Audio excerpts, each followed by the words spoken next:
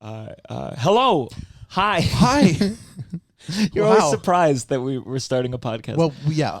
This is The Downside with Gianmarco Soresi. I'm Gianmarco Soresi. I'm here with my co-host, Russell Daniels. And today, very special guest all the way from L.A., Ashley Ray. Woo! From you may have heard her on TV, I Say, very popular podcast that was featured in Vulture and the New York Times, and currently has a fantastic set on HBO.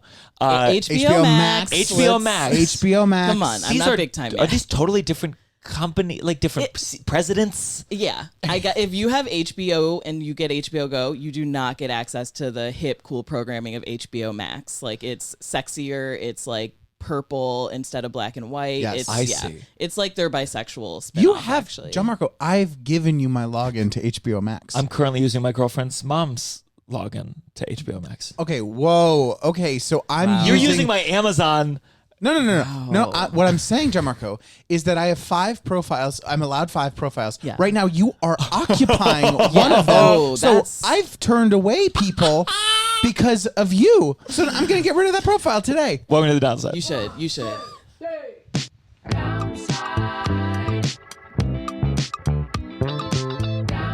You're listening to The Downside The Downside. with Gianmarco Soresi. Okay, we're all okay. Take me off that. Accepting submissions. It says it's like me, my wife's husband.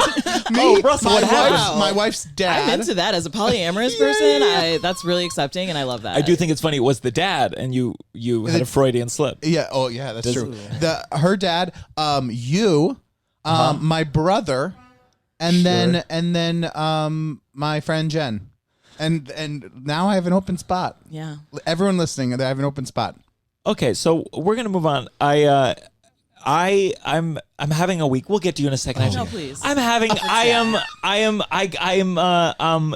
got in a little trouble. I got in a little trouble for a joke on Instagram. Oh. And let me say what's fun about you're a Twitter savant, I would say. Yes. You're very I got in trouble for a Twitter joke on Father's Day. We are definitely going to talk about that. Well, okay, we'll get to it, Russell. Yeah, I said I had a thing. Because I feel like getting people mad on Instagram is so hard. Oh, but it's so much better because like what's funny is I didn't find out about it until later. Like it's about the algorithm, like the way it works. Where like Twitter, it builds exponentially. Instagram, it's harder for something to like spread. So like I had some of my reels, the jokes will do pretty well, and this was one I did. I'm a musical theater kid, and so I talk a lot about this rare space I inhabited where being straight was like the minority at the camp, like not the minority, but like you know what I mean.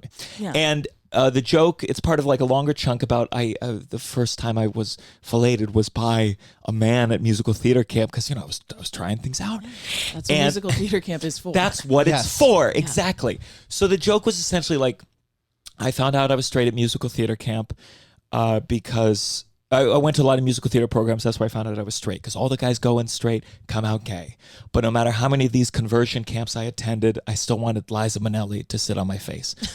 Thank you so much. We got that on record. She's laughing. Yes. Cancel me. So I had seen like, again, it was starting to do numbers days later. I saw a couple comments that were like, this is a homophobic joke. I was like, I really don't think so.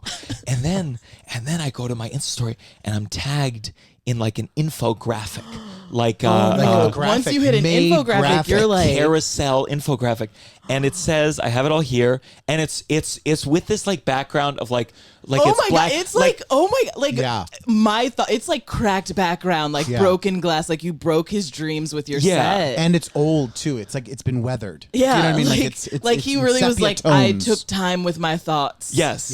Like if he had a typewriter and this was like the 1600s, he would have typed up this as a thesis and pinned it to a church door against you. It looks like he sent it to 2 friends and said, which font do you think I should use? Which background do you think I should use?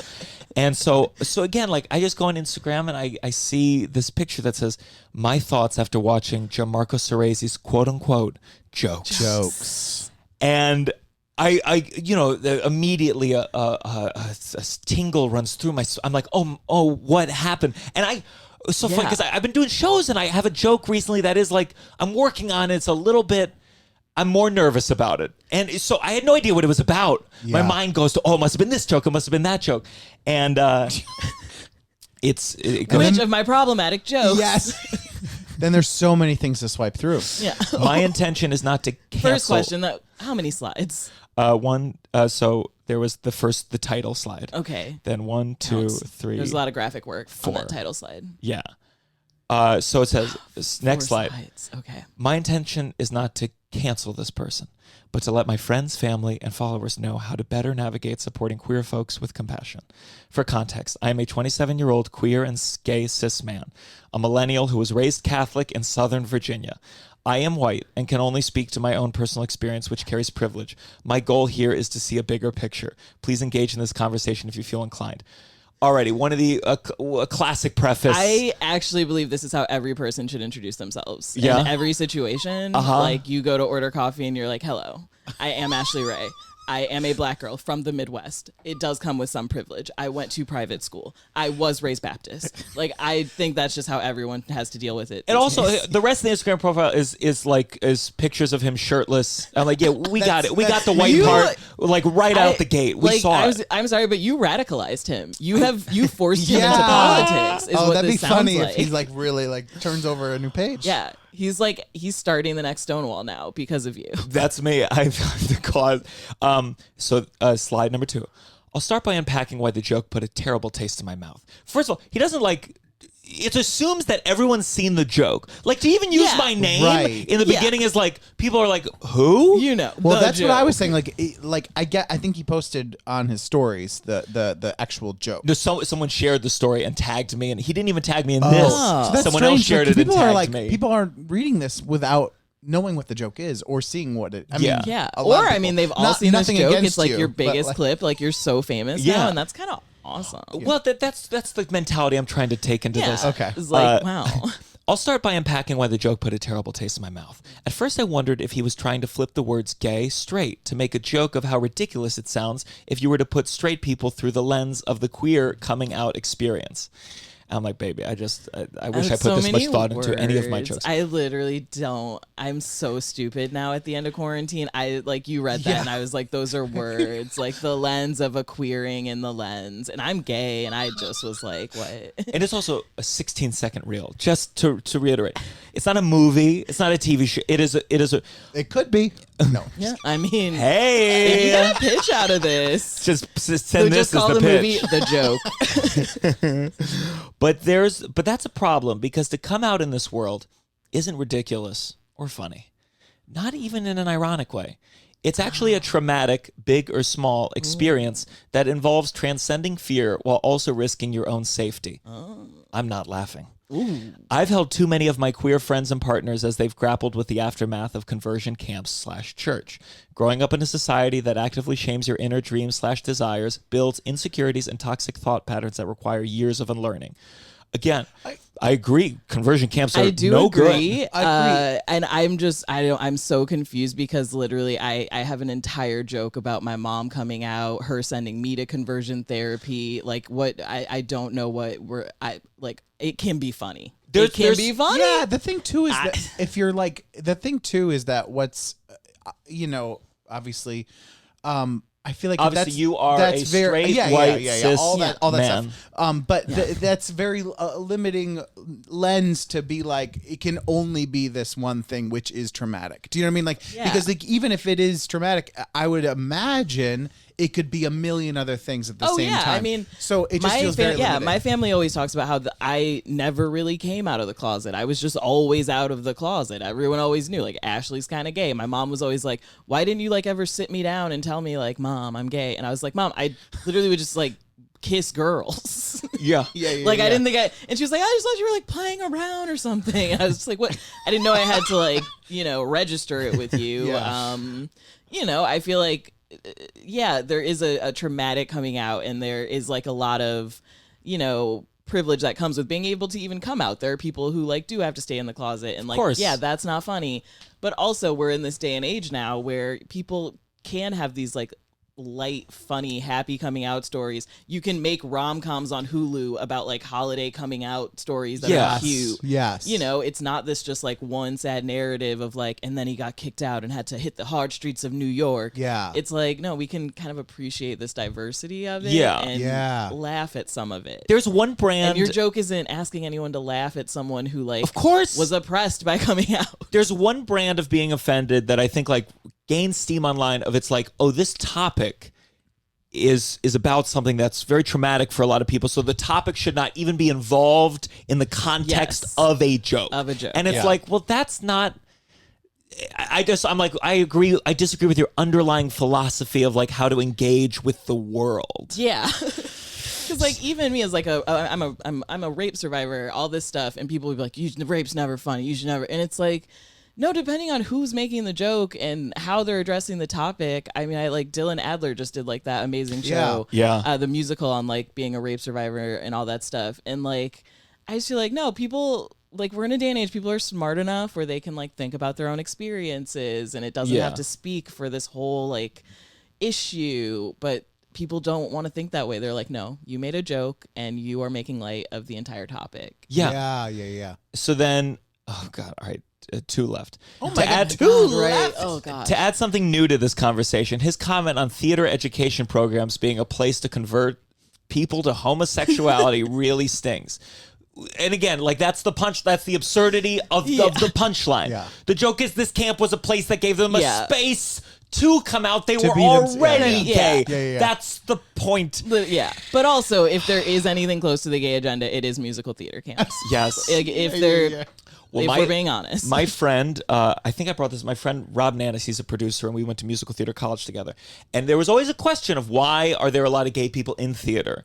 Like, why is this a place that like gravitates? Yeah. And he was saying his theory was that it's an early place where people can like express themselves, or like a community that's it's divergent from the main sports like ethos of a lot of schools. And I think it also breaks down a lot of like just typical gender roles and what you do. It's like, you know, you can be a man and sing and dance, and you can be a girl like me, a big old gay lady who was a master electrician and had I was going to make that joke, and then of course I'm going to go. Of course I was. I was a huge tech kid. Okay, I was the kid in the back, like, hilarious. Okay, we got 5 delights, guys, and that I loved it. I was so into it. I was literally like, I'm the general electrician. We got to make sure these cords are dressed. Like, I don't want anybody tripping. Get some gaffer's tape for that. And it's like, you know, it was anywhere else. My mom would be like, put a dress on and go to church. And then I could like be in theater and be like, I'm a badass bitch with a wrench and a drill, you know? And that was fun. And yeah, I went to musical theater camp every summer, and I would still do tech. And like, also I that's when I got into improv and comedy, because that's like what you do when you're gay. You know, I was like, musicals, no, thank you. But like, yeah, it's like, it lets you express that, but that's not like, it's I don't know. I don't know what's wrong with that. Gay people are everywhere, not just in theater. Prove it. Show me the stats on that one. There's currently one in the NFL right now. Yeah, okay. Theater. Wait. Okay, you got me there. That's one. Theater is merely one of the only safe spaces a young person can actually be seen for who they are. Yes. As hashtag Pride and LGBTQIA plus people gain visibility. Oh, he said visibly, gain visibly, and become more accepted in mainstream culture. I have concerns. Very funny sentence. As there's more acceptance, I have concerns. I'm afraid that as straight people incorporate Pride as another holiday party on the calendar, it's now something that is fair game to make fun of, because has this person never been seen a Pride? Like, sorry, buddy, but it's been 30 years of straight people being like, Pride's a party. For sure. There's also there's a thing where I'm like, and again, whenever I have a joke that's not about my being a white man, one of the and this might be like a lazy rule, I guess, but I'm like, would I be comfortable if I was in a room of just the people that I'm talking about? Would I be comfortable in a room with only gay people and say this joke? And the answer with this joke is 100 billion %. I've done it. Yeah. I've done it at the show. I laughed. Yeah. I don't. But that's why I'm like, My test is always, would I be comfortable if like a super white frat bro laughed? Like, that's for me is my test. Yeah. It's like, I would not feel comfortable in a room of all frat bros to my begin God. with. Would they No. laugh Jokes the or wrong no? way? No, Yeah. jokes You or no, know? or just trying to grab a Yeah. beer. Jesus Like- Christ. For me, pride is sacred. If you identify as a straight person, please remember you are a guest, all caps, in our house. Show some respect and understand the amount of shame we have had to overcome. Making fun of queer folks doesn't get you in on it, nor does it get you a seat at the table. My advice for effective allyship is to simply say, bro, that's not funny. It was never funny. You know what? I agree with him. I came around to it. Wow. No, I'm just kidding. Actually, Once yeah, you I read think the it full was. I thing. think actually that last part. About how Pride and my favorite Pride parade is. I would probably go with the Bank of America corporate sponsored Pride of Chicago. I mean, It I should have was said just Pride Tea at yeah, I trademark was at just at the very sacred like Capital Bank Pride in DC with Kamala, sacred. who did like a step line at Pride, which I truly felt was so special. Someone who like has harmed trans women so much, just being at our respectful Pride. It's like what. I like, yes, Pride is sacred, but has already been so taken over that it's like, you're fighting this joke when you could be like Fighting Bank of any America. other aspect of how Pride has been like inundated with like horrible people. Yeah. I feel like if you're trying to protect Pride, you failed, man. I'm so sorry. Like, there's literally like a Deutsche Bank Pride float. Of course. Yeah. I think what other than like whenever you see something like this, I have an immediate, and it's this overblown fear of like being canceled, if you want to call it that. But it's like you have this fear of like, oh shit, someone is mad at me, and everyone's gonna agree, and no one's gonna take a breath and even possibly understand. And sometimes I'd make a joke where I did fuck up, but like this was one where I think it's like, listen, my experience at these summer camps is a unique. Being a straight guy in musical theater, like I have stories about that, and like I think I'm allowed to talk about that. I remember one of you at my theater camp. He seemed to have a story, I thought. Hopefully he finally came out by now, and he finally has realized. He got married to Lady. One of the funniest, there was I'll keep it loose enough, I think it's okay. I've seen a lot of men come out in acting classes, especially in high school. And it was this like beautiful moment where like, it was a beautiful moment. I'm going to make a light of it now, but it was a romantic scene with a woman, and he was acting. He was not a good actor either, but he was not doing well. Right. And he was like, I think I'm having trouble because I don't like women.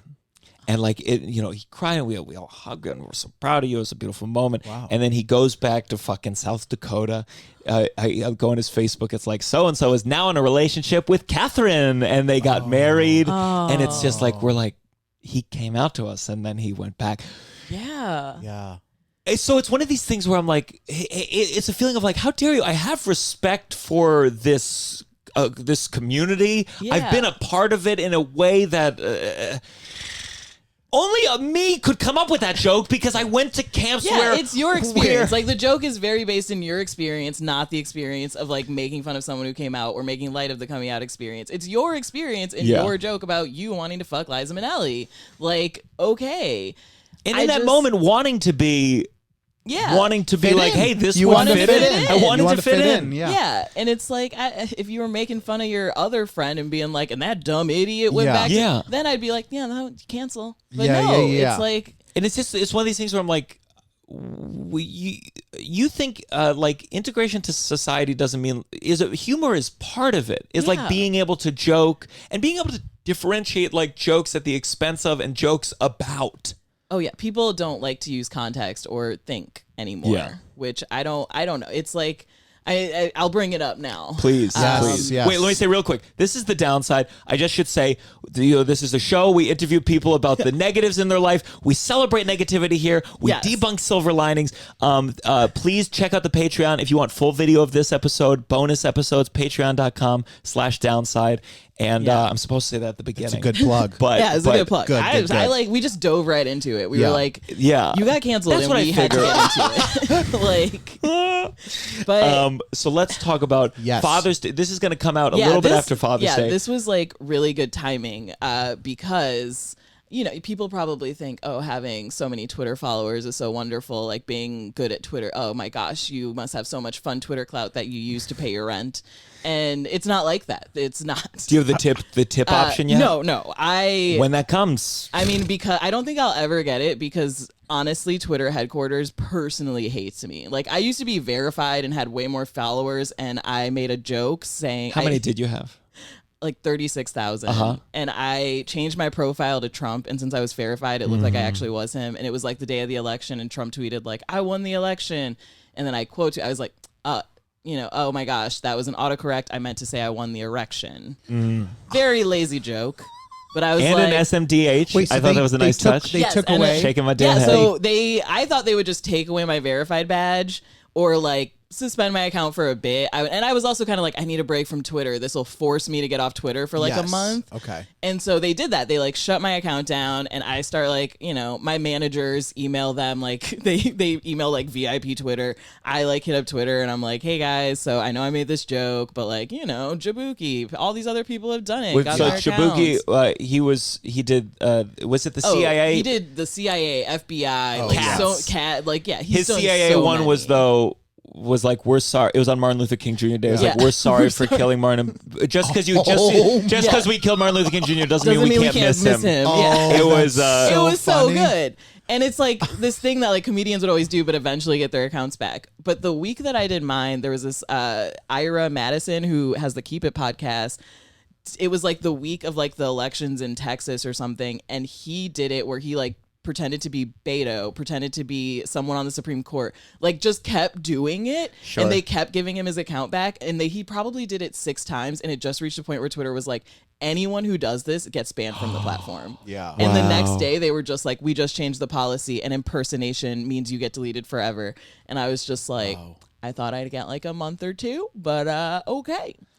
And part of this is like, look, this is the verified system you set up. It's Yeah. this weird classist system. Yeah. I'm verified. Where Some people yeah. complain that they're not verified. and everyone gets the same blue check where no one can tell the difference between like a comedian and a politician. And it's like, Yes. if you don't want me to be able to pretend to be the president, it shouldn't be so easy for me to look like I'm the president. Yeah. Yes. Like why, like give him a better badge or something. I don't Yeah. know. And there's always like, there's some actor who's like has 25 followers who's verified, and you're like, Yeah. oh, this is all about knowing whatever who- the yeah. VIP Twitter email is. Yeah, it's like it's the silliest thing. And so after all of that, and Twitter being like, "No, fuck you." Were you really?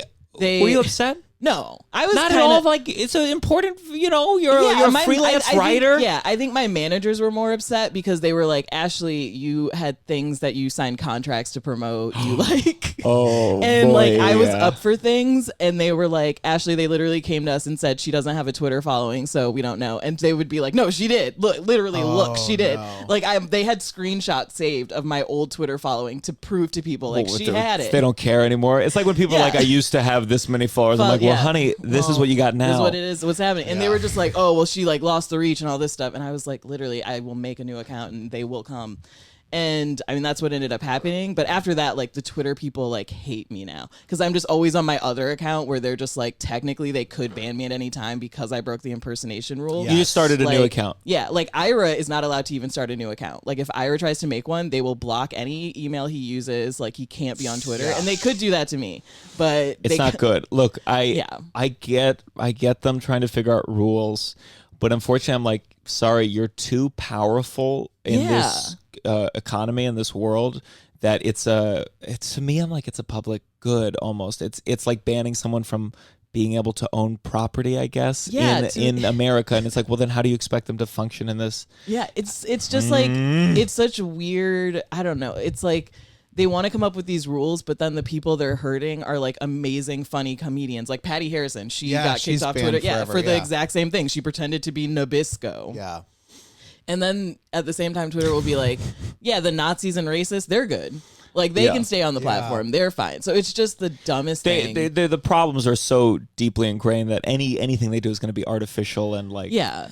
And so because of all of that, Twitter will never probably give me any perks on my other account. I didn't even get, I used to get all of the features before everyone, and now I just you were got, fleeting. Yeah, I was I was stupid, whatever, and now I got Twitter Spaces yesterday, and everyone's been using it for a decade basically now. Yeah. So I'll probably never get the tip option, but that's okay because after my Father's Day joke, yes. I have a dead dad, and I joke about it a lot. As you absolutely as is should. anyone with a dead dad's right. Yes. That's the thing you get from it. You get to make jokes about it. That's what we do. We've processed. Also, I'm 30 years old. My dad died when I was 14. It's been a while. I've had some time to collect myself. Really fine tune these jokes. Yeah, to really figure out the wording. I hit all the best open mics, and I've got these down. And honestly, I thought this isn't gonna do anything. It's the most obvious hacky Father's Day joke. I was just I didn't think it was a hacky joke. Well, thank you. But I was just oh yeah, my dad drowned when I was 14, saving my brother and sister in a boating accident. But all your dads look like cool heroes too.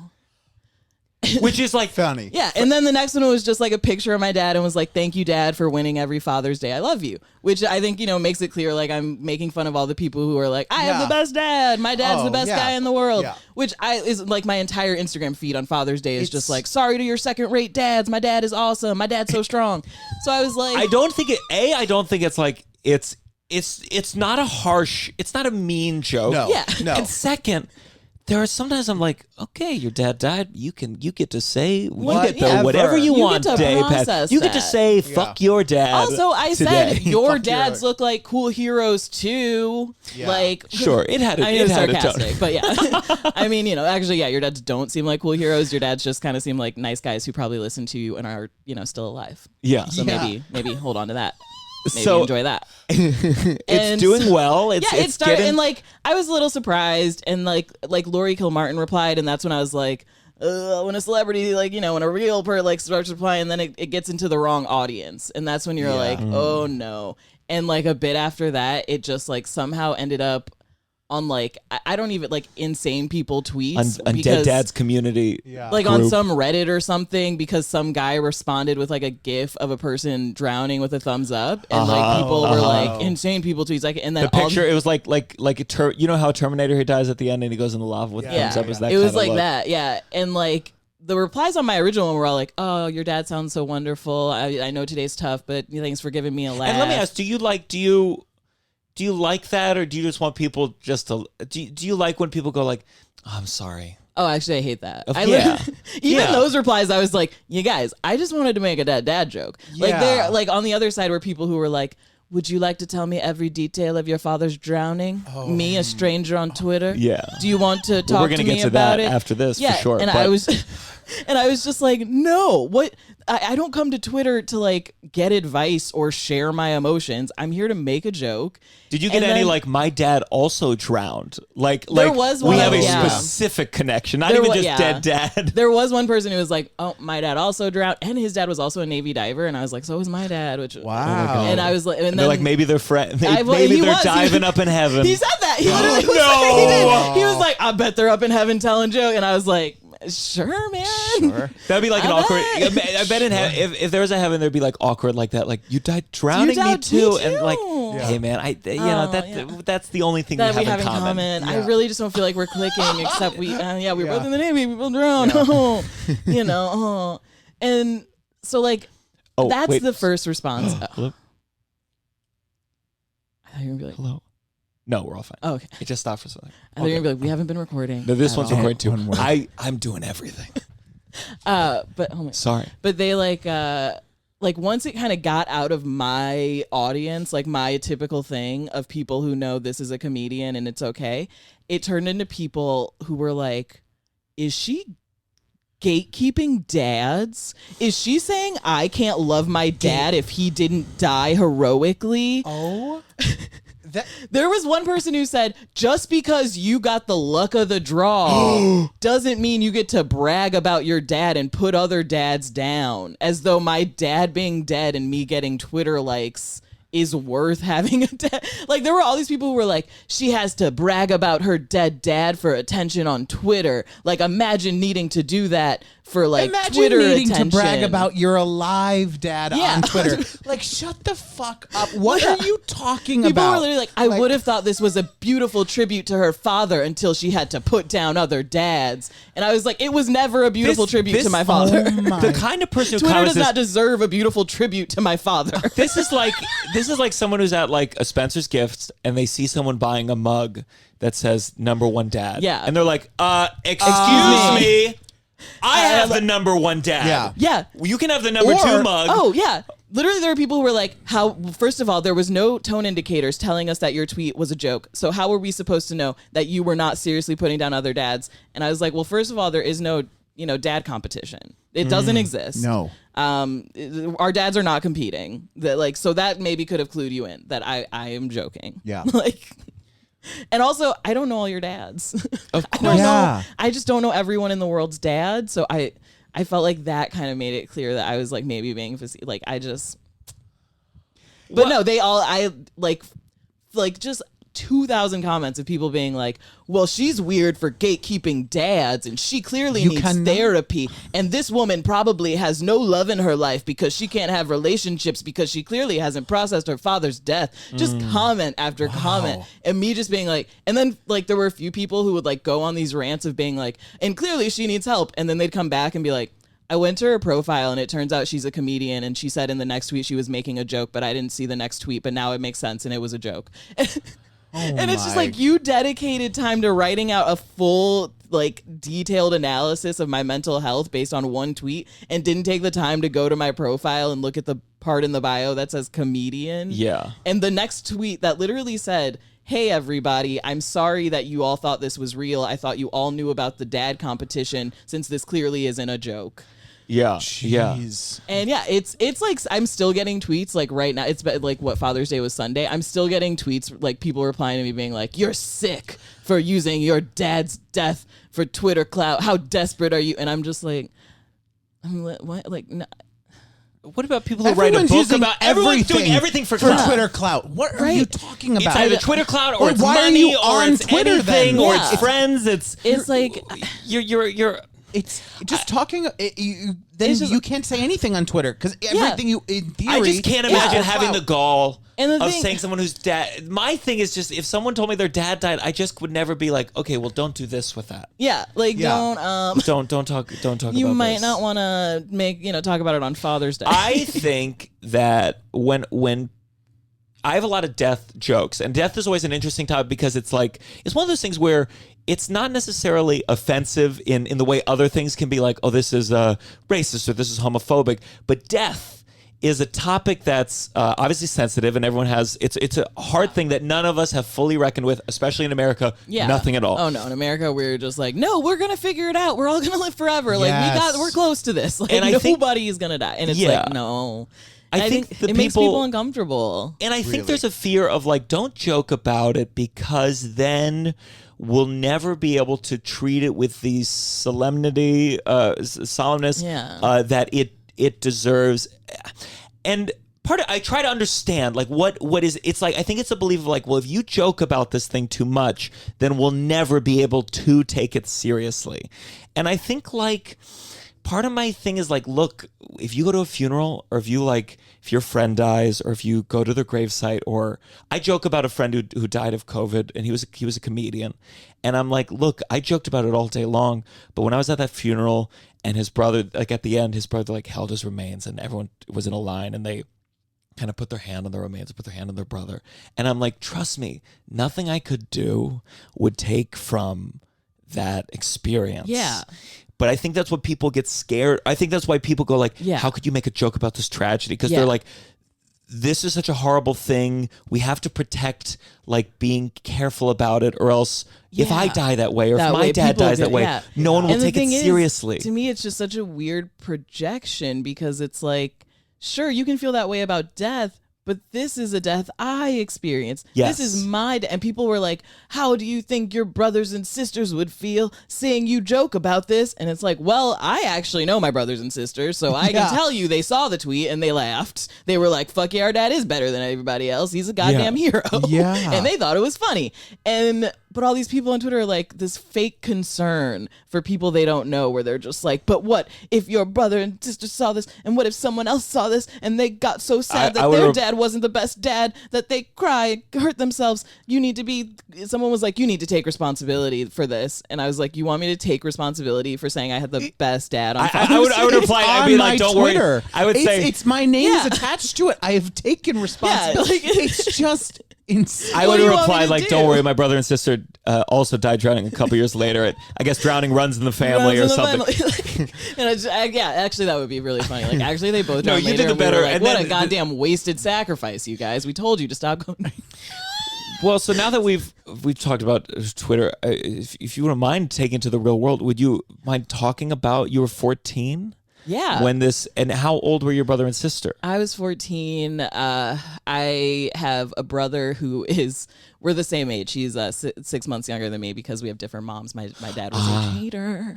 I see. Still a great dad, though. She's your hero still. Yeah, still my hero, but Papa was a Rolling Stone. I had a brother who was 13. He hadn't had his birthday yet, but we're like about the same age.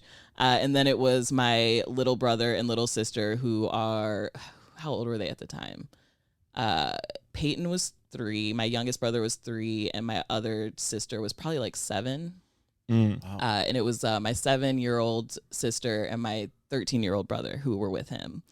And yeah, there's this. What were they lake. doing? Okay. Yeah, there's this lake in Texas, Lake Ray Hubbard, and it's like one of the like just most dangerous lakes in Texas. Like, there's always a lot of like just drownings. There's these really bad currents. If you like think about when that Naya Rivera, when she died, it's kind of like that, where it's just Naya like Rivera a lake from Glee. from Was Glee. that- Yes, oh, it's like one of brutal. the when that happened, that like triggered me so much. I was like, oh, I know what that feels like. Sure. And like, it's one of those lakes where it's like there are parts where it's pretty safe and like, you know, you can boat, and there are other parts where it's like, oh, there could be currents. You never really know what's going to happen. And they were like on what they thought was a safe part, but the boat, I guess, got stuck in something. And like, there was one of my brother, I think, or my sister was like on an inner tube, and it got like stuck in a current and flipped. And they were drowning, and he got in and was able to like get them back on the boat and save them, but he couldn't like get out of the current himself. And so it was like a search party for days. Like, you know, they called in all these people to like. How did they search the find? lake. You said your sister was 7 and 3. These are the My three? youngest brother was 3. I think he was on the boat. I honestly don't remember if my younger brother was on the boat, but my 13-year-old brother and 7-year-old sister. How did the boat get back to land? They just find them on the boat. Yeah. They found them on the boat. They were like, yeah, they were like. He got them on the screaming. boat, He but got like them on the boat. But how did they just like someone saw the boat? And, Yeah, and- like saw some kids, and I think that, like my 13-year-old brother like shot a flare gun or something, and like, oh my god! Oh. yeah, and Wow. I know this was like I think he had like a phone that he had like left on the boat, like this is like 2005, so they had like one of those really old phones. Yeah. And I think they were able to like call and get help, and so they start like searching everywhere. And actually, I was supposed to be with them that day. Like, my dad had been calling me, being like, "You want to? It's like 4th of July. We're all going like boating. Like, come on." But I was angry at him. I was like a moody goth teenager who was like, Dad, last weekend you said you were going to take me to Houston with the family, and you left me on the porch. Literally, it was very sad. He like left me with my bag and like did not come and get me. And my grandparents were all mad at him. And I was like, fuck you, Dad. Like, no, I don't want to go boating with you and your other kids who you did take to Houston. Yeah. I was so bitter, so I didn't go on the trip. And to this day, my mom is always just like, I'm so glad that you weren't on that trip, because who knows, like, what would have happened. Like, you know, Right. if I had been in there and when he tried to get me out, who knows? I wasn't a favorite. That's like which kid do you put on the boat Yeah, first? which kid, you know. And so I was in Texas, like at my grandparents' house watching the news, and the news is like talking about how this man is missing in Lake Ray Hubbard. Oh, and I just was God. like looking, and I was like, Mom, they look familiar. I was like, that lady looks like my dad's wife. Like, they look familiar. And she was like looking, and she was like, well, no, I don't know. Somebody would have like called us or something, clearly. But we lived in Illinois. Like, we were in Texas visiting for the summer. Uh-huh. And so like we get back home, like 2 days later, we go back to Illinois, and my mom checks the voicemails that we have, and they didn't have my grandma's phone number in Texas. So they've been calling us in Illinois to tell us like, yeah, this is your dad. And there's just all these messages. And like the second my mom picked up the phone and like checked the first message, like almost immediately I knew. Like it was like she just looked at me and I heard on the message there was an accident at Lake Ray Hubbard, and I remembered Lake Ray Hubbard being in the news report, and I just like instantly ran upstairs and started crying. Like I just was like, I knew right away what had happened. And like my mom was just like shocked. She was just kind of like, you know, they hadn't spoken in a long time, but she was just like, I can't believe this. This is so crazy. We were just down there. Like you could have been on the, oh my gosh. And yeah, I just like, I went straight down to Texas. I went back for the funeral. Did they find him? They did. They did eventually find his body. So we were able to like. How long after? I feel like it was 2 or 3 days. Because that's the thing. It's like this river, like it's a lake, but like the currents are so fast and stuff that he was like miles away from like where the accident had happened. Like it was just crazy how much they had to search and stuff. And that's why I'm in that like, 2 or 3 days. Lakes are surprisingly dangerous, you guys. Yeah. Yeah. In that 2 or 3 days, was there like the irrational hope of like maybe he found an island? Like I remember when what was her name from Glee? Naya. Naya. They were like, there's a hope, you know, like she could have like you know. come out on this, and there was, and also we were like, he was a Navy diver. Like my dad was a strong swimmer, not afraid of water at all. Like used to jump off of ships and like was a really good swimmer. So people were like, he could have like made it here. Like he could be, you know, on the other side of the lake, like stranded or hurt or something. So there was a hope, like he could be okay. But yeah, they found him. I went right back down for the funeral, which was the day before I was supposed to go to musical theater camp. I'm not even fucking with you. Oh my God. Oh my God. I went to the funeral and my mom was like, look, Ashley, I know your dad just died, but they're telling me they're not giving me a refund on your theater camp. They would not give her a refund. And so my mom was just like, I don't want to pressure you, but if you feel up to go into theater camp, maybe you should consider it. It would be great. Wow. You go into class and you like you do Send in the Clowns, and you do like the most riveting 17-year-old performing Send in the Clowns. So like, wow, she found some. She is tapping It into was the something. most like weird camp experience of my life. Like literally, I went to my dad's funeral and camp started the next day. I did not even get to go to his like actual burial because he was Catholic. So one day we did like a wake in the service. The and camp's the like, next day, sorry, we were figuring out the dance levels. Yeah. She cannot miss that Oh day. yeah, they were like, if she's not there the first day by start, like she can't come to camp. So my mom was like, her dad is literally being buried that day, and they were like, nope. So That is. yeah, that is I'm gonna call out Northern Illinois University in DeKalb right now for doing that to me You as call a them out. child. That's crazy. So my mom was like, Ashley, I hate to do this, but after his funeral, you're gonna have to get on a red eye, get back up here, and they literally picked me up from the airport in Chicago, drove me to DeKalb. My mom had a suitcase packed for me for theater camp, and they dropped me off at theater camp right after my father's funeral. Oh Wow. my God. And we're like playing like these improv get to know your like buddy games. 1, 2, 3, 4, 5, 6, Yeah, 7. 1, 2, 3, 4, 5, 6. Everybody name something you did this weekend. Oh, God. And I was like, well, my dad died. Now, were you like laying it on everybody? Like, were you Yes, like, I was. everyone knew with it? How many it minutes was before also- everyone knew that your yeah. dad had recently died? Yeah, and it also was like one of my good friends from high school went to the same theater camp with me. Like good friend, his birthday was the day before mine. We were like pretty close, Yeah. so he also knew, and he like had gotten to the theater camp early, and we went to this theater camp every year, so everyone like kind of knew us already. And he like went early and like kind of prepped people, like Ashley's dad died, so like, oh my God, why is she coming here? Yeah. And he was the one who started the whole like narrative of kind of like, well, at least your dad was a hero. And that's like what everyone that week at camp was saying to me. All you could Everyone say. was just like, at least he was a hero. At least he saved your brother. And at least he was a hero. Like, can't you? And I would just be like, yeah, fucking love having Batman as a dad, I guess. Like, I don't. Were you singing any, like, what songs were you singing? I'm trying to remember. I feel like that year was a big year of me being like, I'm doing tech. Sure. Oh, yeah. Yeah, I feel like that was the one of the years I was like, I don't want to be in any other performances. I'm doing tech. I like to wear all black. Yeah, I want to wear all black. Stand in the dark. And also when you were a tech kid, you like didn't have to like you got more free time to just like hang out on, because it's a college campus. You could like hang out with the college kids and stuff. Yeah. So that's when I was like, I'm just gonna like fucking go hang out at the record store and do tech, and I don't want, and the counselors were kids who were probably in college who were just like NIU students, and they were all just like, yeah, Ashley, you do you. You do whatever you want. They're literally just like, you want to do sit for ballet you. class? You sit. You sit. You don't want to join in. You want to Sure. skip that. That's all Smoke you that Ashley. cigarette. Yeah, that's fine. What? Put I it out did- on my forehead.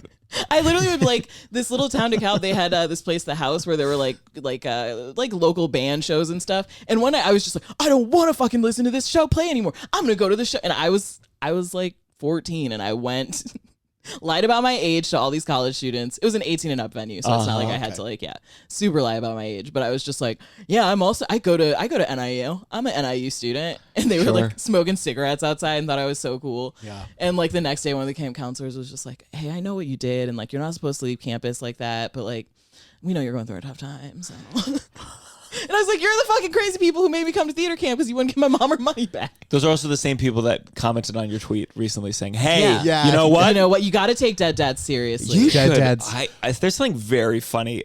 Like you should write a pilot about. I just love musical theater camp. The contrast of musical theater camp with someone who just and these kids literally. just being Just like being like- tomorrow. Yeah. Like they were all just trying to have so much fun and all this, and I'm just sitting there like, Mixed with the energy of like already like as a kid meeting new people and doing a thing. It's Yeah. already so. Dead dad story, not my dad, but I be careful then. I know exactly. I moved schools in 6th grade, and I didn't know anyone, didn't have any friends, and I'll never forget this teacher tried to do a really nice thing, but it backfired, and it was just so funny. She was like, oh, she's like, there's another kid who's new to school here too. So she like at lunch hour saw I was like sitting alone and stuff. She's like, I'm going to introduce the 2 new kids and like put them together. And I just, oh God.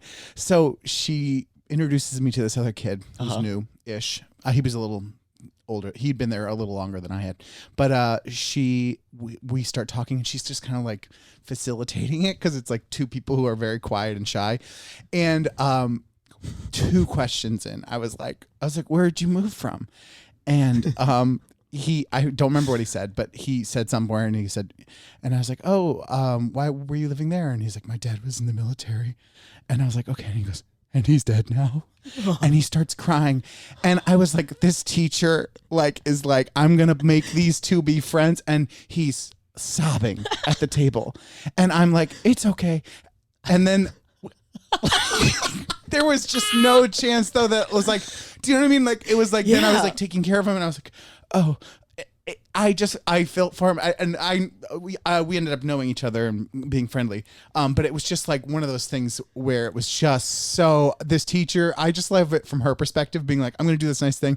And then this little boy sobbing, and the other kid's like, why'd you do this to me? Because I was like, this is my first day, and I'm like with the kids sobbing, like the new kids are like, all what the are other these kids new are just like, you're doing? such a bully. And again, oh my God. It's also just like, I think, I feel like my life was so insulated from death. I remember we had one guy whose father died freshman year of high school, and it's like, it's so new.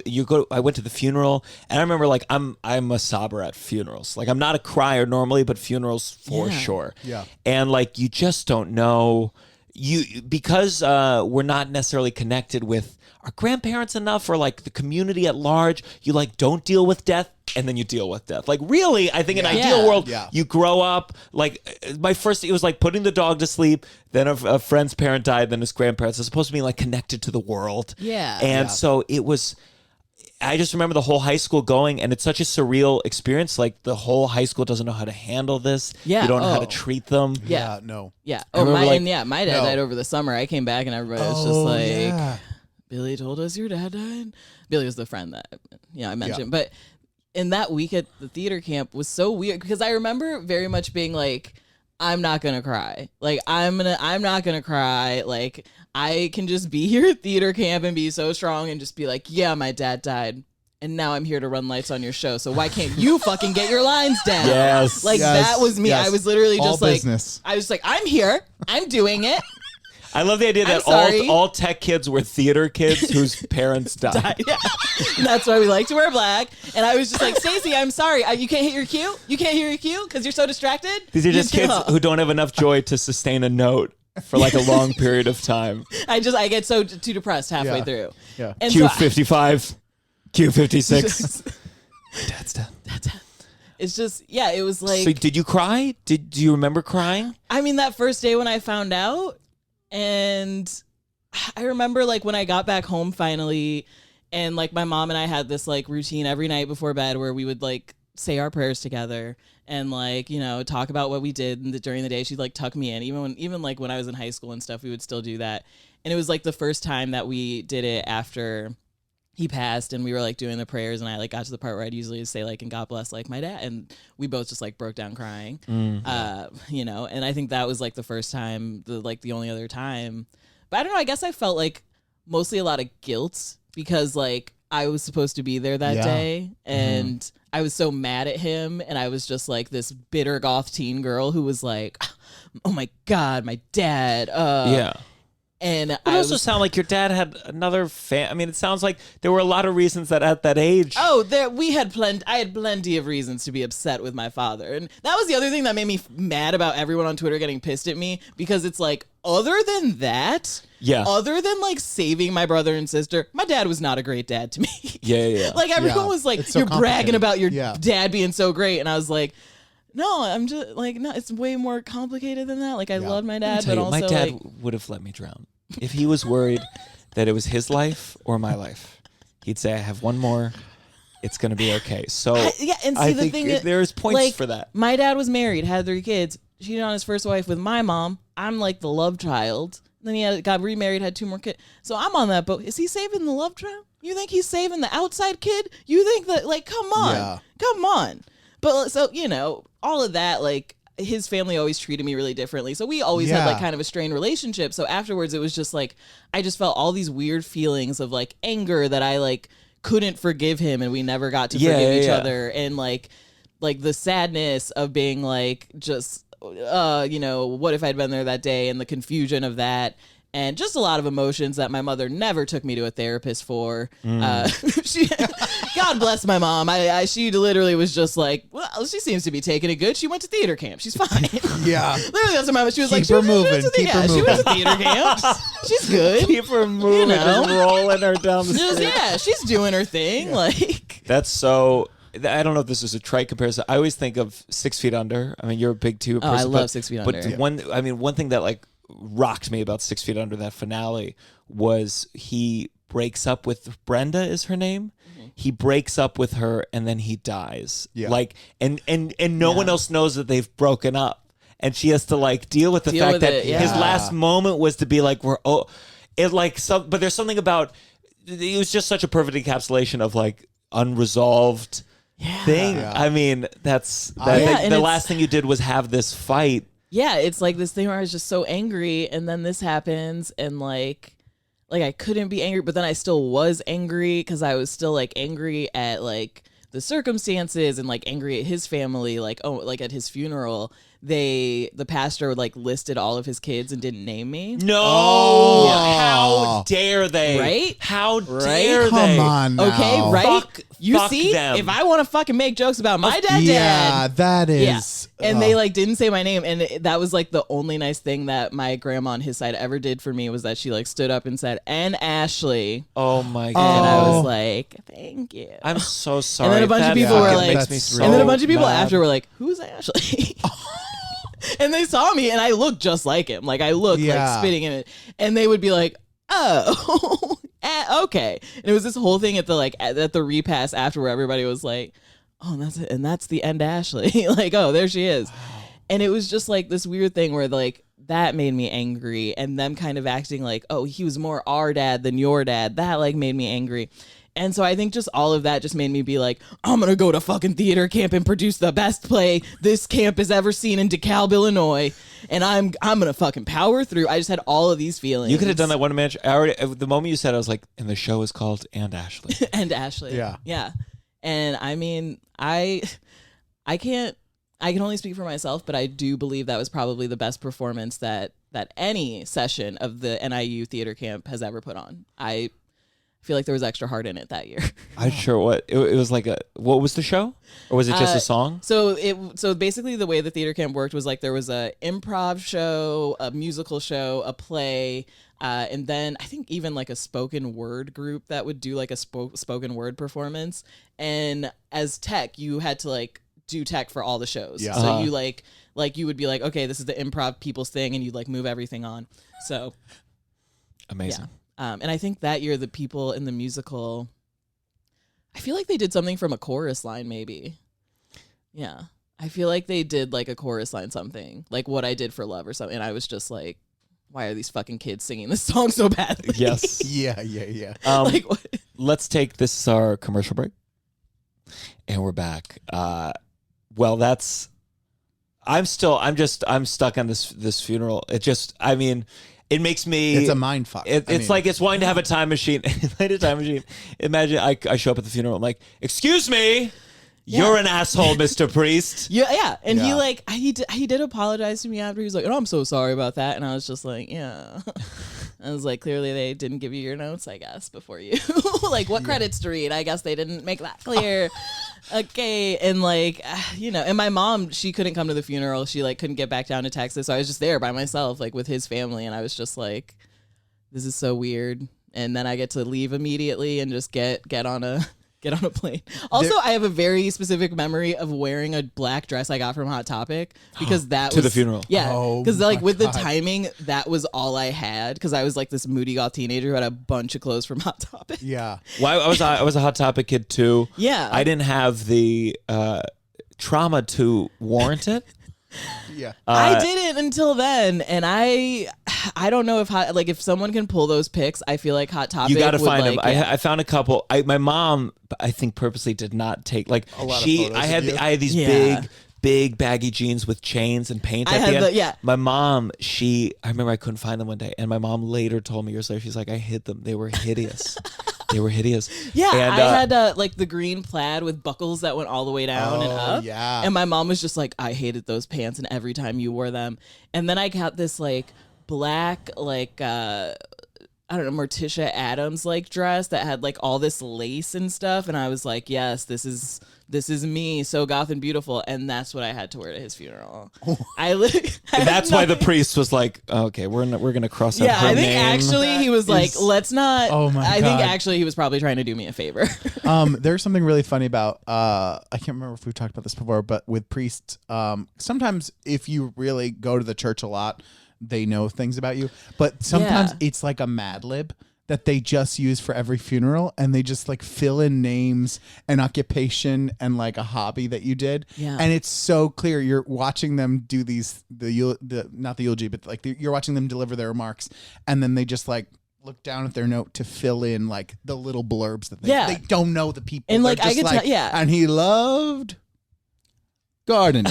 And you're like, yeah. Yeah. Like it's And like, yeah, it was like, I guess like a church they'd been going to, but I do actually remember there was a moment that day, and that's when I like knew I was going to be a comedian.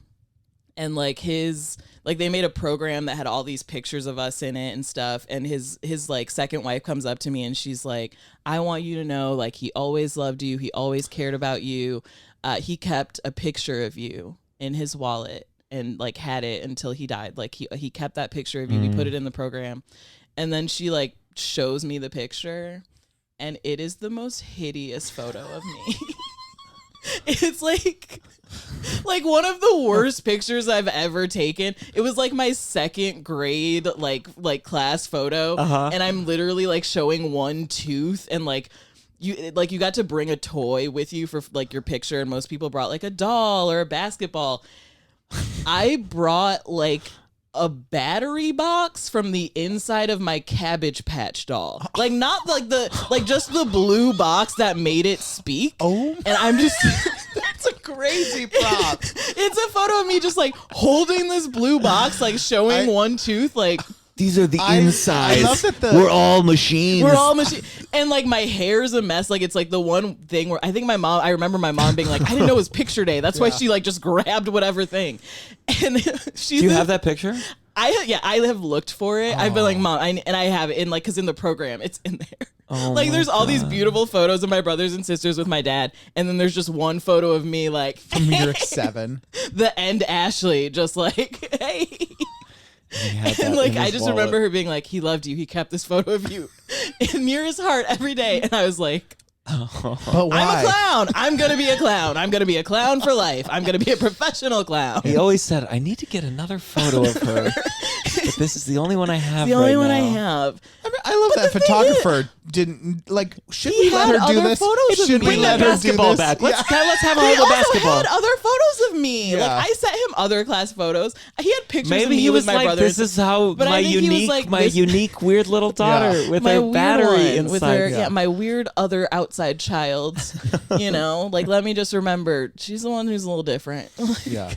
Now I have here. You were engaged at 19. I was. Do you think after that type of family trauma? Who do you think the doesn't trauma? get Of engaged course, at I 19? would think. Sorry about I you keep keep hitting hitting your head on the this camera. camera, Yeah, engaged at 19. Were you still in the goth phase there? Someone at saw the that hot topic point- and said, "Yeah, let me put a ring on this." At that point, I'd moved out of my hot topic phase, and I will say I was very much still going to theater camp, but I was in like more of like a stoner hippie phase. Like by that point, I like was like, my dad died, I'm gonna do drugs, hang out with like people in bands, go to shows, be a cool kid.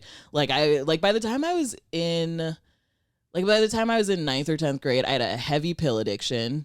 Like I was doing like Percocet. Like I was like, I would steal it from like my grandma when I'd go to Texas and like bring it back. And what is Percocet? What kind of drug is like that? Oxycontin. It's just like a Vicodin. Yeah. And I was like doing Percocet like crazy. Literally like I was in like 9th grade, like doing rails in the bathroom at school. So you would crush up the Percocet. Yeah, and I was like hanging out with older kids and stuff, and like going to fish shows and like wearing tie-dye pants, and like that was like kind of the phase of my life. And I think my mom, like I said, she never like got me therapy or anything. She was just kind of like, we go to church. Like I was the secretary at my church actually, so we had to be there every Sunday. And so you were were you pretty functional? oh on this yeah, I was Percocet? like incredibly functional. Like I was like doing work and stuff, and still got good grades. I always got good grades. I always knew that my mom couldn't bother me as long as I got good grades. And by the time I hit junior year, I detoxed myself. I was like, I have to focus so I can get into college. Like that's what matters. And I just cold turkey quit. Did you go through a phase? Oh yeah, I told my mom my mom thought I had the flu. I was just like, I don't know, I'm so sick, and I was like throwing up, and she just thought I had the flu. And that's very interesting from an outside perspective. It's that you enjoyed like indulging in these things, but still had the like inner strength to just stop it completely. Like that's an interesting combination of things. I think it's because also my mom sent me, so all my mom's other kids all went to public school. And then for me, I was her last one. She was like, I'm getting it fucking right. You're going to go to private school. She like got me into this super goddamn fancy private school with like financial aid, a bunch of scholarships. Like I remember I had to go and do testing there for like 6 hours to like win a scholarship to be able to go there. And then like she got me financial aid. And I think I was just like, I cannot throw this opportunity away. Well, the pills are almost a requirement for that kind of school. Also, honestly, and I don't think she realized, like, I'm sending my daughter to this school with a bunch of rich kids. Like, all the kids I went to school with were like, I have an elevator in my house, and my butler serves me Coke.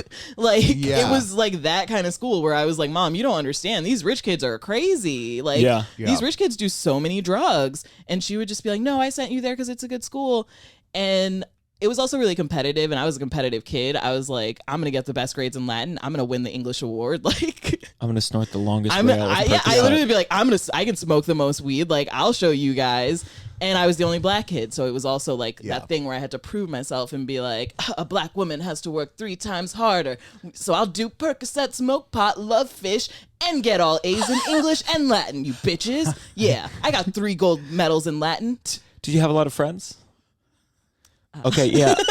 So then who did you? I had my best friend Anna. I had one best friend in school, and then actually most of my friends were the people like I hung out with all the public school kids and like the kids who'd be like, let's go to concerts and like those were my friends. And then within my school, I think everybody was just like, I think for me at the time, I saw it as like that, you know, that 30 Rock episode where Tina Fey like goes back to her high school graduation and she's like, everyone was always so mean to me because I was a nerd. So funny. And then it like flashes back and she's like, cool thing about your mom being addicted to pills, Bethany. Yeah, she was. She finds out she's like, the jerk. She's the jerk. Yeah. And when I look back at the time, I was like, I went to this school where I was the only black person, and it was super racist. Like there was a kid who like imagine. There was a kid who left chicken bones outside of my locker one day and was like, "Can't you do something with that?" There was a Jewish kid in our class. They would throw him in a trash can and throw pennies at him and say, "We're playing put the Jew in the can." And then teachers would just stand around It's not going, even very inventive.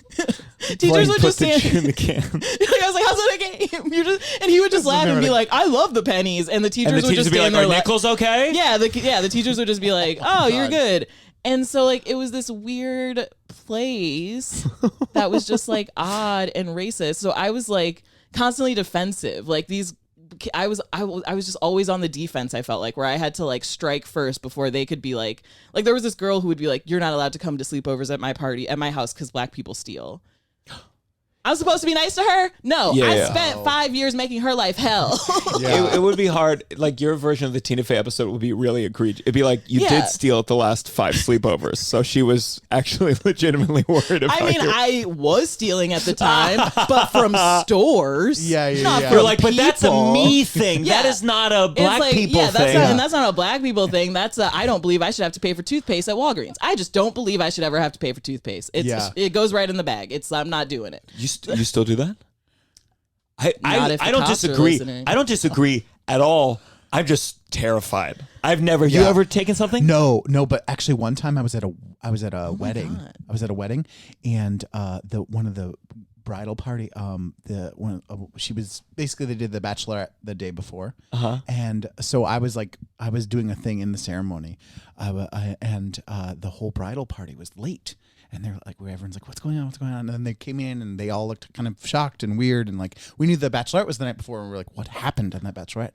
Anyways, the morning of the wedding, they went to like a Walgreens, and one of the bridal party, she stole. She paid for some things and then she stole other things. Classic way to do it. Yeah. And she got caught and arrested. And so, but it was just a funny thing because everyone's like, "Do you do this a lot?" And she was like, "No, never did it. I just felt like doing it today." She paid for the more expensive things. I know, that's what I think. First too. of all, I think. But it was just so it was. You don't choose that day. It was that really day to do it because the thing is not a big deal. But it was just like then it was like everyone knew because you're like going to a wedding and the wedding was starting late. Because you got arrested. Yeah, that's kind of bad. But you asked about my fiance, and like my fiance and I, we were like the goddamn Bonnie and Clyde of our little hometown because we loved to steal. Like we knew all the best stores. Like beyond just taking toothpaste from Walgreens, we would go to like Dick's Sporting Good. And just I got a pair of the Pumas I still have. I stole those when I was in high school. You put them on? Oh my god, that was actually one of the scariest steals I ever did. It's Ocean's 11 level. Wow. Dick's Sporting Good Pumas. Actually it wasn't that hard because their fitting rooms are like throughout the store. Like they just have these like little booths you can go in. So I just picked up the pair of shoes, went in there, put the shoes on and put my old shoes in the box and then just walked out of the store. I'm gonna try that. Yeah. It makes me nervous. And they don't put any things like codes on it. Now they probably keep the shoes in the back, but like you could probably still just be like, I try it, but then I don't know. But my other big steal, you never got caught. I never got caught. Oof, I never got caught. amazing. But I got out of the game when like 2 of my friends got caught, and for them, and they also were master stealers like us. Like we all did it together. We would literally like have a day. Me and my fiance, our 2 best friends, we'd like get garbage bags. And we would be like, we're going to hit Dick's Sporting Good. We're going to hit the Bergner's at the mall. We're going to hit the Goodwill. Oh, my God. Okay, but one of our friends worked at the Goodwill. So he basically, it wasn't really stealing so much as he would let us take stuff before they put it on the floor. Yeah. Like, you know. That's, but we like had a list. Sounds like you needed it. You needed it. Yeah. I don't know. That's what the I feel Goodwill's like it was for. just like my mom to like never get it. So I was just like, and she was just kind of like, you seem to be doing good. Like, I'm just going to let you live your life. You do good. You're always wearing great new great new shoes. clothes. Great new I clothes. would Your come teeth home- are so well brushed. You must be getting toothpaste so much. I would come home with garbage bags of clothes and I would just be like, good deals at Salvation Army today, Mom. And she'd be like, those look like brand new Pumas. And I'd just be like, yeah, good deals, Mom. And like the biggest thing I ever got was a London Fog did this like Mad Men collection one year. And they did these like raincoats. There's like this beautiful like photo shoot of like Christina Hendricks in these like red raincoats. And I saw it and I was like, holy shit, I want that. I went to the Bergners. They had it. It was like $400 something. And I was like, I want this rain jacket. And I like took it into the dressing room. And my usual game plan was like, I would just kind of take whatever I want, go in the dressing room.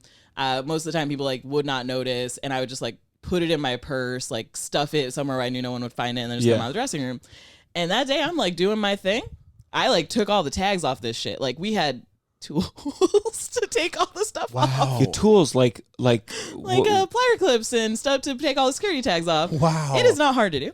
I am going to get arrested. they tracked down this coat. We've been looking for this coat stealer for a year and like get all the stuff off. And at that point, you got to dedicate, like you got to go through with it because like someone's going to come in there and like see all of these like security tags. Like you got to just do it and go. And so I get the bag, like coat, it's folded up. I get it into this big purse I had, and the zipper on my purse broke. The zipper on the purse was broken, and I couldn't get it closed. And like, this is a bright red rain jacket, and I'm just like, God damn it! Like, how do I get out of here? And I ended up just like pulling my bag really close to me, like pushing the zipper closed, putting it under my thing, and then just like leaving that store, going to another one and being like, can I use your restroom? And just like going into their bathroom and just like pulling on the zipper until I could get it fixed and get it closed. Wow. And as soon as I did, I ran out to my friend's car and was like, we got to get this in the trunk. And he was like, what'd you do? And I was like, we can't go back in the Bergners. I think I was like, shoplifting is nice because look, it's like it's a crime. No one's dead. No, Yeah. The only people one. are hurt are what? Rich people? Right, yeah, Yeah. those stores have insurance policies. Yeah. I don't feel bad for Bergners. I don't feel bad for Dick's Sporting Goods. Okay, the Goodwill, Salvation. I mean, I just say, got first dibs. Listen, I would say. I've The truck donated. kind of I've donated a shitload of clothes to Goodwill, and if you said, "Hey, there's this girl, her dad died, Oh, yeah. and That's she then had to go to true, musical right? theater Yeah. camp, and Yeah. she's engaged, she's 19. Yeah. I'd be like, give the clothes to her. Give it- She yeah. needs these Yeah. But for yeah. a moment of joy. Please let her feel like she stole it. Too. Yeah. And like so you can understand from all of this like life of crime my boyfriend and I were living. We started dating when I was like 16 probably. Maybe 17. But like from all of that, we like bonded so like we like wrote each other letters, like, you know, and we would like go around just like smoking pot and being cool, and like we would hang out at diners smoking cigarettes until 2 a.m. It sounds And romantic. I get it. It was honestly like it was super goddamn romantic. I you know, I had friends who were like, you and Jason are like such a love story, and like my mom was the same way, where I think she was mostly happy that like I seemed happy and like there was someone else dealing with me, where she was like, oh, like, yeah, Ashley said, but like, okay, she has this. And Yeah. so I think for her, she was just, and she had her own things going on, but I think she was just kind of like, someone else is taking care of her. I love it. Yeah. And when I was like, I don't know, we would like write each other letters. We were truly like, I don't know, we'd watch like Ingmar Bergman movies together and like go on road trips and like, When he proposed, did he steal the ring? no, he saved up the $1,000 he spent on that ring. It was just a gold band with like 3 rings on it, because he was like, one is me, one is you, and one's us together. I was like, Hey. okay, yeah. I'm But it was- trying to get a gift for my girlfriend right now, and that sounds to me like A+. Oh, yeah, I A mean, plus it metaphor. was pure gold, because eventually when we broke up, I did pawn it for weed money. Of course. So, you know, I was happy. I got $300 for it, though. I was like, he told me he spent $1,000 on this, and I got $300, and I spent it on an ounce of weed. Did you explain the metaphor to them? I did. I did. And they still were like, ma'am, no. It's like the, I They're don't like, know. okay, do 50. Yeah, they were like 24. They're like 24 karat. But yeah, we got proposed when I was a sophomore in college. Like I went to college in Massachusetts. He still lived in Illinois. We were long distance, which is stupid. Yeah. Like I wish I'd known that was like that's when my mom should have been like, don't go to college with a boyfriend. Yeah. But she was just like, you're so hard-headed. You're going to do whatever you want anyway. And you guys say you're in love. So, okay. Going to college, my favorite freshman year, there was always someone who had like a relationship at a different college. Yeah. And like you knew what was going to happen. Yeah. We all knew. Oh, yeah. But my favorite, once I was hosting this comedy show and it was like someone, they were like dating and he was like, oh yeah, he's at college and she's at different college. I was like, that's going to work out. Yeah. And everyone in the audience just laughed because we all like have seen it and we know this is over. But the weird thing is we did last all 4 years. I went all 4 years. We didn't break up until a month before I graduated. Wow. I spent all 4 years of high school only with him. Like I would only have sex when he'd come to town. Like I was truly like a good girl about it. Like we're into each other. And then it was like a month before I graduated, we ended up breaking up, and I was like, oh god damn it, I only have a month to like hoe out on this campus. Like what? Oh my god, what have I been missing out on? I could have come here and like found a millionaire to marry, and instead I've been dating this like guy from Illinois. Whenever those couples reunited, they'd always like be like, they're like, I saw her. Yeah, we had a lot of sex, and it's like, well, compared to what we have over the year, Well, if you're comparing like like 3 times a weekend, like congrats. weekly, and it's like I had a hot weekend, and like I did my junior year abroad, so that was even crazier because I was in Germany and he started going to college in Vermont. Oh, God. And then he like came to live with me in Germany, and that's when I kind of started to realize like, oh, this might not be a good relationship for me. Sure. And that was like the first time we spent a significant amount of time living together. Like he came and stayed with me in Germany for like 3 months, like his entire summer. And like we stayed in this like very tiny studio, small German apartment. Like that was when I was just kind of like, oh, wait a second. What am I could be fucking hot German weirdos. Yeah. Do you still speak to this person, your ex-fiance? No. So we had a really bad, we had a really bad breakup. He ended up like cheating on me. He got addicted to meth and like hid his meth use from me. No. I went to visit him on his campus and he was like raged out on meth and coke. I had no idea. And we were visiting him. We had like 2 friends from Rockford. We like went to go visit him and like go on a hiking trip. And he like was acting weird the whole time. I was like, bro, I can tell you're on coke on this mountain climbing trip, which I kind of thought was funny because I was like, oh, we could all do coke at the top, like a Fleetwood Mac landslide thing. That'd be funny. But then it wasn't because he like was getting angry and was like mad at me and he pushed me like at one point and I fell, twisted my ankle. Oh no. I'm like sitting there in the mud, like just like broken. Like I thought my foot was, I was like, what is going on? I'm in so much pain. And he's just yelling at me about like how I'm ungrateful and all this stuff. And I was just like, oh, you're fully like a crazy like drug addict. I see it now. Like this is the moment where I'm like the rock. Oh, and his friends would my friends came back and got me. We like get back to campus and we like ended up just going to a bonfire that night. I was like, let's just move on. Like I don't want to make this trip weird for our friends. And in the middle of the bonfire, like my fiance disappears and I'm like, where'd he go? And his classmates were all like, oh, he's doing meth with the townies. And that's how I found out he was also doing meth. They were like, oh, he's And with over the casual list, I'm like, you know him. Oh, they were meth with casually the just like, townies. as he usually does on a Saturday night. He's over there with the town. He's doing meth. as You he's didn't wont know to do. this? Yes, he's one to do. And I was just like, what? And they were like, yeah, oh yeah. You want to? And I was just like, I did not know that. Okay. So we ended up breaking up. He did not really like see it as he thought we were just taking a break. But I was like, no, we're done. I'm moving to Chicago. And he would literally call me and be like, well, when are we getting back together? And like, blah, blah, blah. And I was just like, no, we're done. And then he started dating this girl who was also from our hometown who honestly looked just like me. Like our friends called her SpongeBob Ashley, or SpongeBob or Ashley Ray Doodle Pants is what they called her. Ashley Ray Doodle. I'm sure she Because you know the SpongeBob episode where there's a fake SpongeBob named SpongeBob Doodle Pants? I do know that. Yeah. So they were like, she's Ashley Ray Doodle Pants because she looked just like me. And he called me one day and was like, hey, can I get the ring back? I want to propose to her and I'd like to give her that ring. And he's like, you have the exact same finger size. He was like, once I realized that, so could I just get that ring back? And I was like, fuck you, I pawned it for weed money. And also, if you love this girl, don't give her someone else's ring. Are you crazy? So after that, I clearly was like, "You're a crazy person. I hate you," and I never spoke to him again. He's now has to fix the metaphor. He's like, okay, so one of the rings is her, but it's not.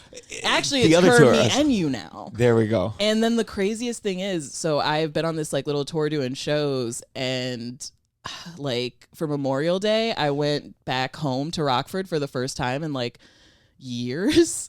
And I'm there to like see all my best friends, like the people I would steal with, my homies. And I'm Visit just them in jail. I mean, they are not far off from there. I'm living in Rockford as a kind of jail, and like we are all hanging out, and then my best friend goes, "Ashley, there's something I didn't tell you," and I was like, "What?" And he's like, "Your ex-fiance is in town this weekend too," and I was just like, "How do you not tell me that? How do you not tell me that?" And it's like, Rockford is not a big place. Like if someone is in town, you're gonna see them. Yeah. And like the second he says it, like 20 minutes later, we're at a bar and my ex-fiance comes walking in, and it was literally the first time we'd seen each other. Oh wow. Since like 2013. Did you say hi? Oh, we said hi. We not only did we say hi, we ended up hanging out, all of us together, like the whole night. And like my best friend from Chicago came with me. We ended up going to this gay bar, and she like slow danced with him to like her favorite country song. I was like, what is happening here? And he like lives in Southern Illinois now. He drives this like giant truck, like the most ridiculously big truck I've had. Like I was just roasting him for this giant ass truck all night. Like you could fit 10 people in this goddamn truck.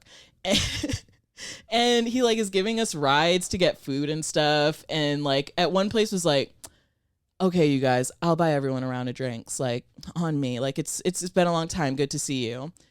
You have to I paid for everything for this man for years. Like when we broke up, he owed me thousands of dollars. Yeah. And he's like, "But I'll get a round of drinks." And then afterwards we like go to this place to get food. And it was just like one of those like late night like Euro places, like just grab sandwiches. And he's like, they only let one person in to order at a time. So he was like, "I'll go in and order. What does everyone want?" We're all just like, "Just get like €3 and like we're good." And he's like, "Okay, who has money?" And I was just like, "Are you kidding me?" I was like, "You go in there and you order those euros and you pay for them for us two ladies. Like what? All the euros I bought you at this same place. Do you?" The times I would like dig through my house for quarters just to buy us like cheese fries at a diner. Like, what are you talking about? And he was just like, "I'm not going in there and paying for like €7. And I was just like, "No, you just got to pay for like 2. And he was like, "No, give me the money." And then I just like gave him $5 and was like, "Fuck you." But I could tell for him it was like a big deal. Like for him it was a real win. Like he was like, yeah. And then our other friend was just like, "He is so still in love with you." Oh. There you go. Like our other friend was just like, in that moment when I saw like what that money meant to him, I was like, "Oh God, he still loves her." He was like, "You could literally have him if you," and I was just like, I did get that vibe. Oh, you did. You did. Where Would it have been fun? Would it have No. been a no? I think sometimes you can't go back to that. You It's know, also, like, I mean, I don't know what it is about me, but after all my relationships, I get hotter and they don't. And I would say when I dated him, he, and like at our peak, he looked like Evan Peters, like Who's Evan Peters? from American Horror Story, or Yes. Mayor of Easttown, which I worked yes. on as a vape coach, as everyone knows. Amazing. Yes, thank you. He looked like Evan Peters. Like when people would be like, "He looks just like the guy from American Horror Story. He's so hot and cute, like blonde boy." And now, I would say he looks like a Hank- different character from American Horror Story. Like Yes. one Or of the- from American Or Horror I was gonna say he looks like Hank Hill. That was gonna be my. Oh wow. Is that he's just a dude who lives in Southern Illinois and works at a dynamite factory and is like, "I love farming." And Can you do a Hank Hill impression? No. So like, I feel like usually if you're in a room, at least I'm not one, paying for that euro. Yeah, or propane. No, We always try to do some new impressions on here. Me? We wanna get- I feel like usually in a room there's one person who can do. I cannot. I never watched that show very I didn't much. really watch it. That was never my either. jam. I didn't like it as a kid. I always thought it was boring, and then I started watching it in college, and I was like, "Oh, this is the best show. It's so Oh, good." good. Yeah. Maybe I should check it out. I think it's good watching it when you're kind of older. I think you get more from it. Are you okay on time? I We'll- have we'll to go go, to our thing. soonish. Okay, so we'll get to our This Has Gotta Stop. This has got to stop. This Has Gotta Stop. Wow. Hey, did Please, I would love to stop talking about my ex-fiance. Did you see how the segment works? It's. I know. There's not a lot to explain. It's easy. It's something that's got to stop. It could be a TV thing. It could be anything Pop in the world, culture thing. pop culture, Yeah. interpersonal. Some trend, some show, something. Yeah. Okay. I got it. Yeah. One thing. locked Well, and let me just say loaded. one thing. I reached out to you that I love so much that you posted was about how, like, in TV shows, people think that representation in TV also meant that those characters need to be like good examples of people for that community, and like that's like a perfect example of like what this is. Yeah. So yeah. Yeah, I am going to go with a TV thing, something I also was tweeting about.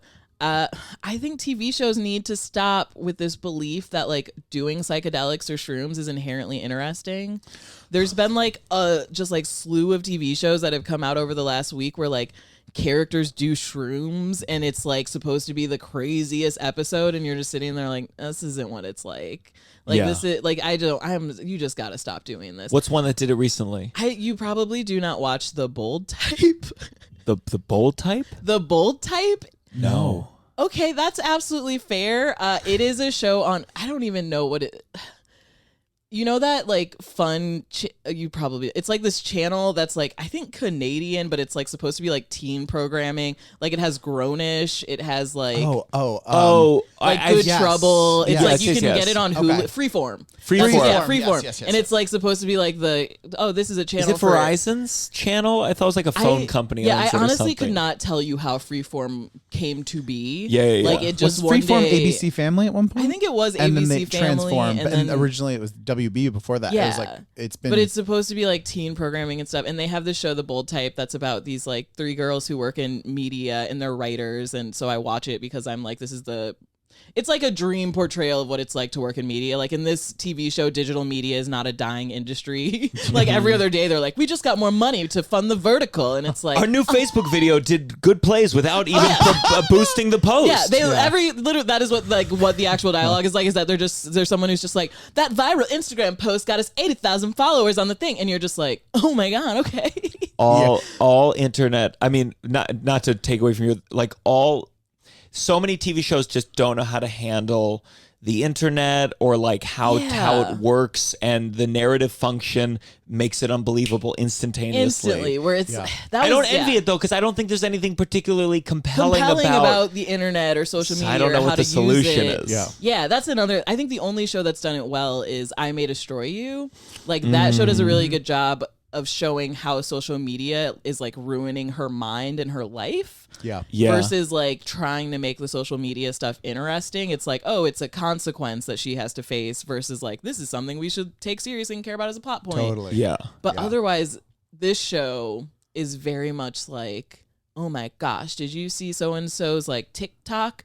And then they like wanted to make it all like edgy and interesting by having them do shrooms. And it's just like, I don't know. I felt like did no one in the writer's room like actually do shrooms? Anytime I watch one of those shows, I'm just like, so you guys just didn't have any interesting ideas for this episode, and you were like, throw in shrooms. Do they come out different and they're like, oh, you know what? We should, instead of doing verticals on Facebook, we should do shorter videos. 7-second videos. Like Vine, but a little bit I don't longer. think any of that, like one of them like kind of realizes like, oh, she has to quit her job. And then one of them realizes she might be an alcoholic.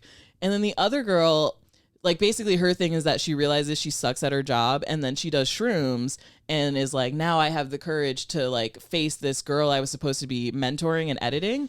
And the girl is like, look, I'm looking at other jobs because you kind of suck as a manager. And the lady who just did shrooms is like, let me be honest with you. I've been on shrooms all day. So that's why I'm like this. But I hope this honesty makes you want to work for me. And in the show, the girl is like, wow, I'm so inspired by you being so open. Can you imagine your manager's like, Right. I've been on shrooms all day. Be like, okay, I'm definitely taking the other job. This girl is like, wow, because you were so open, I feel like I can be more open in my writing. Like, thank you, Jane. And I was just like, no, this bitch needs to be fired. Yeah. Go to HR and be like, my manager just told me she was on shrooms all day. And like she's being considered to be like the interim editor while Jacqueline goes on vacation. No. The bold ones out there who watch the show, they're gonna know what I'm talking about. Shrooms is too cliche at this point. They need to make it up the stakes. Heroin. They're like, let's do heroin. Let's microdose heroin. I mean, just a little thumbprint let's do of some heroin. Percocet. I was doing it in middle school. Yeah. Come on, up the game. Yeah. And it's like there's some good. I don't know, like that Workaholics episode where they do shrooms is good, and the Broad City one is. But just it is something though that it's like it's a kind of now we've seen it enough where it's like you're gonna do this because you think it'll be like ooh kooky and like absurd. You think and, it ups like, the stakes, but it just. I do like if they do one where someone like does shrooms to have that experience and then they're just as shitty and people are like, "What? Stop doing this. Yeah. Why are You're just a hold on. mess." Yeah, like it's not It's a helping. Tuesday. You're not having fun. No, I feel like, I don't know. I just, in general, I think TV shows need to get their act together when it comes to drugs. Like, even pot, like weed in shows, you'll, like, see someone smoke weed and they, like, lose their minds or, like, you know, they, like, freak out and, like, eat a whole, like, everything in a fridge. And it's like, no, just show me a TV show where someone, like, smokes pot and, like, writes an article they have to get done. Yeah. Like, Yeah. They always do food things. I do like maybe you take one handful of Lucky Charms is what I do. Okay. But that's it. Yeah. You don't need to put peanut butter on it too. Yeah, That's I do that. I'll that just do sounds like so the. good right it now. does. Oh It my does. god. I love a cereal. Yeah, grind. I do that. I just do a big handful of like Honey Nut Cheerios. Like that's where I just yeah. And he doesn't even smoke pot a lot. Oh. No, I don't. But I do. You know, I do. I like edibles. I was gonna now smoke that they're pot more- right now. I know. Well, you said you were gonna offer. I thought like but it's so late. I always got it. I appreciate it. I know. Well, you're almost out of joints. I saw Oh, you're seriously? nearly out of joints. I mean, you can see the last one. Your joint collection is stunning. You can see it. Wow. Look, internet. This is real. Wow. There you it go. is. There's the one The guy. Love last that one. case. That's fun. I know. Yeah, the last Mohican right there. All I right. miscounted the men when it came to me needing weed on this trip. How many joints per day do you think you average? Well, I brought 54. I gave out 6, Uh-huh. and now I have 1. And I've been here for a week. I mean, that's amazing. So That's great. That's amazing. One hit, and I'm that's that's I have amazing. a problem. Giving out joints. My though, is a dad very, died. Of course. Giving out full joints though, that's very generous. Yeah. When people give me a joint, though, it feels like I'm like, wow. People love it. I don't know. Like, I get like a lot of weed because people are like, oh, you're a weed person. Like, take this. Yeah. So that's one reason why I'm always like, I wish that someone had done this for me. So I get to be that person now. And people are always so happy. Like, if I'm at a crowded bar, like I was in DC and this guy was like, you just gave me a whole joint, and then he bought all my drinks for the night. Oh. Like, you Yeah, know, that's- Have you gotten the Seth Rogen weed yet? I have. Is it good? It is really good. Oh, good. It is really good. Good. I'm glad his $1 billion company is Yeah, going to do okay. I'm sure this like very. I'm glad I know. this like I know he was I'm worried glad about this rich white man like figured out weed and like. But it is. I hate to give him the credit for it because I hate like celebrity weed stuff. Yes, Like yes. I am the person who's like I don't care if it's Snoop Dogg's weed. But if there's like, anyone who really, Snoop and him like lived it. Yeah. I mean, I bought a Snoop. I thought it was a vape. This was a long time ago, but it was like where it burns actual weed, Oh yeah. and I never used it. But it was Snoop. Yeah, like the Snoop like like thingies. Like I don't know. on Most eBay. celebrities, I just like can't care about their like weed thing. But Seth Rogen was the one person I was like. I mean, Yeah. I'm a stoner because of Pineapple Express. Like Yeah. that movie changed my life. Like in Yeah, yeah. 2007 that came out and I was like, that is everything I want to be. Yeah. Thank you, Seth Rogen. And so like I don't The movie is like Scarface for stoners. You're yeah, like, it's like that is it's the like life the stoner Yeah. spot I'd I'd like to have. Yeah. And so like I don't like to give white men credit for like being celebrities and having weed lines, but his is legitimately good. His Indica Rain Band is the only one I can smoke and still have dreams, and it's just like so crystally and beautiful. And like I hate to give him the credit because also he said that he would send me some for free and he never did. So this is a call out. Yeah. Because he made that promise during Black History Month. Wow. Yeah. Well, and Seth, I'd love if you want to sponsor podcasts. I feel like weed companies should totally sponsor podcasts. Yeah, for sure. I was gonna say I did have a Snoop Dogg story actually once. I was staying at the hotel that Snoop Dogg was staying at, and what was really funny, and it was not fancy. It was we were on tour for a show, and it was like I can't remember what state it was, but he was doing a concert or something. He was doing something nearby, and it was so funny. The whole bottom floor of the hotel smelled like weed, and it was just like this. I remember we came in, we're like, wow, like it was like we came into the lobby and we were like, whoa, like it was like that overpowering. And there was this old white couple that was like complaining to the concierge, and they were like, You gotta do something about the smell. Like they were just like complaining the whole time. Like they were so mad, and they're like, we don't know what to do. We're trying to track it down, and Who is it? and we're There's trying to figure it out. Like, and so anyways, the moment that this old white couple left, the guy turns to me at the desk and he goes, Snoop Dogg's staying here. And it was just so funny because I overheard him be like, we don't know. We're trying to track it down. And then like his tour bus was out front too. Like, we tracked he's like, it. we're trying to, he's like, Snoop Dogg's staying here. Just like whispered it to me and like winked. And I found was the like, source. okay. Oh my God. Yeah. I love as they're complaining, Snoop comes out of the room and looks like that Charlie Brown character with all Right, like the yeah, dirt there's around it just, was like, just smoke. smoke. Yeah. That's how My sister got a joint from Snoop Dogg at a concert once at the University of dream. Miami. Wow. Yeah, that's the dream. It's You'll smoke with Snoop someday. I I imagine think I if this will. continues to. Yeah, it's like, I mean, I never thought in my life I'd get to like smoke with Seth Rogen and like get to talk to him. And Yeah. he's Yeah. my mentor now. I claim that. Like he is. If I say it, then he has to be. He has to accept it. Yeah. But like he did my podcast. He's the nicest guy. Yeah. It's Yeah. like, I want you to smoke Snoop under the table. I though. feel like I could, honestly. I Yeah. feel like I could smoke him, Seth, all of them. Really? I really do believe. I I'm putting it out believe there. it too. I do too. Yeah. I'm putting out the challenge, Snoop Dogg. Yes. Thanks. You for afraid? You heard it Snoop, here. also thanks for listening. I know you're an early adopter of the downside, and we really appreciate Patreon it. We'd supporter, love to have even. you on, frankly. Yeah. All right, now we go to You better count your blessings. this is a segment where we say one thing we're grateful for. Russell, do you have one? I do. I do. So I've been like, New York is open. I've gone to dinner the last 2 nights. It's been so nice. The weather's been nice. Well, it rained last night, but after it rained, it was beautiful, and it's just been nice to just walk in and be like, oh, I'm sitting in a restaurant, and it was slowly happening, but now I feel like. It's almost gone on the other side where I'm like, I'm spending too much money. I'm like Money is enjoying it for sure. I've like, Yeah. it's too, like, I'm a little stressed out, but it's been really nice to be like going into restaurants and eating food and like just having a real nice New York experience. So that's what I've been thankful for this week. That's wonderful. I had a very specific one. I headlined Spokane Comedy Club over the weekend. Nightmare traveled. The plane had to go back to Newark because of a medical emergency. Almost missed my two Friday night shows. It was the my first God. very, very, very stressful. Alaska Airlines, fuck you. But then I got there. I got my bag late. I'm trying to film something at one of the NACA college. This is a big college conference for stand-up comics. It's kind of one of the Big few deal. pipelines to get a lot of high-paying gigs. Yeah. One piece of my tripod I left at home.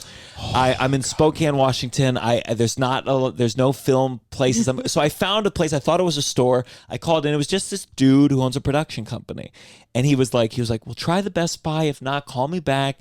Ultimately, he drove over in a motorcycle, lent me a tripod for the weekend. I've got my That's set for so NACA. nice. And So he was like, nice. and he works, his name's Greg Ritchie, Spokane Grip and Lighting. And more than that, like he was like, oh yeah, before the pandemic, I was working on Taylor Tomlinson's special. Like he works on comedy specials. That's amazing. That's so And nice. he lent Greg it to Ritchie. me, Yeah. Greg Ritchie, Greg and he Ritchie. was like, "Yeah, I'm just gonna go back and build in an airplane." He was like one of these men. He builds things.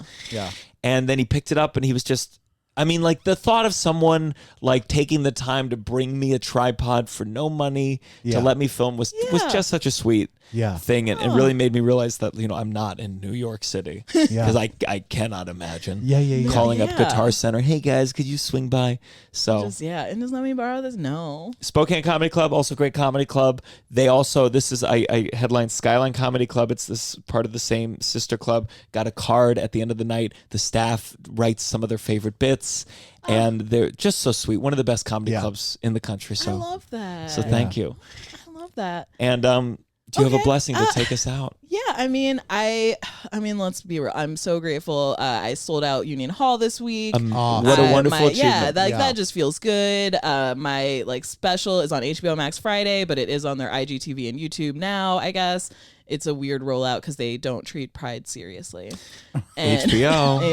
HBO Max. but it will be, I think, on the app Friday. So I'm grateful for that. But honestly, this conversation, I don't get a lot of chances to talk about my dad, and I love the beautiful round synergy of Thank you getting you. canceled Thank for you. a theater camp joke and me ending up at theater camp after my dad's death. It's beautiful. Who would have seen that beautiful symmetry in the storytelling we'd have today? Yeah. We're so happy to have you. I love your Twitter. Yeah. Even when I disagree, I go, okay, well, she makes good points. She makes good points. There's a lot to disagree with. There's, I get the people going, especially with my dead dad. Yes, especially of all the opinions. That was one that pissed me off the most. Yeah. I said, Does this bitch really think she has the best dad in the world? Oh my God, she's dad gatekeeping. Literally, they came up with that. They were like, dad gatekeeping is gatekeeping. a really funny thing. Yeah. Russell, do you want to plug our Uncle Function show? Yes, July 9th, Uncle Function Asylum NYC, 7:30 p.m. It's a Friday night. Tickets available still. Get them. Yeah, that's going to be the Friday after this episode drops. Yes. Find me on all the social medias. I'm going to be on Butterboy July 12th. That's a very exciting show to be on. Butterboy. It's my first time on Butterboy. I feel very, very cool about it. And then I'll be on LA July 16th through the 25th. So if you got a show, if you got anything you want to perform for, I'm going to have a lot of time. And want to get away from my mom. And your HBO. Yeah, go watch my thing on HBO Max Friday, or it's probably when this airs, it'll already be on there. And follow me, The Ashley Ray, on Twitter and Instagram. Got a newsletter. Got a newsletter, my podcast, TV I Say. You can listen to me talk to Seth Rogen about 90 Day Fiancé. It's great. Yes. And I don't know, I do have shows coming up, but I honestly don't know any details. Yeah, but you'll post them all. Yeah, I'll be in Texas, Dallas, Austin, Houston, Boston, DC, Philly. So keep an eye out. Fuck yeah. Fun. Good for you. So all right. Well, just remember that even if your dads are alive, they will die someday. and they're probably not going to be heroes when they do. 1, 2, 3.